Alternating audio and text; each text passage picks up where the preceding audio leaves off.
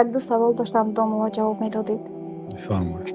الحمدلله 5 وقت نماز میخوانیم. نکه همین کلمه عربی نمیدانستم. در تاجیکستان بودم، مثال یاد گرفتن کمتر کهیم بود. همین شهری رشتی آمدیم، یک دو دوگانه مثال شناف شدم و ها داگستان مدرسه تمام کردگی همه با من یاد دادن کلمه های عربی، کتاب و همشه. اما من میخوام من خیلی از کتابایی هسته از بالاش قطعی قلم می نویسیم کو پر میکنیم قرآن. میخواستم ما شریف رمضان خیلی گفته امون پر کنم، همین خیلی چیز من با جایز است. با قلم در بالای خط میماند قرائت میکنند همین خیلی. نه من خیلی و ها خطی پس خطی نویستگی من از بالاش قلم خطی پر میکنم. نوشتن برای تعلیم گرفتن.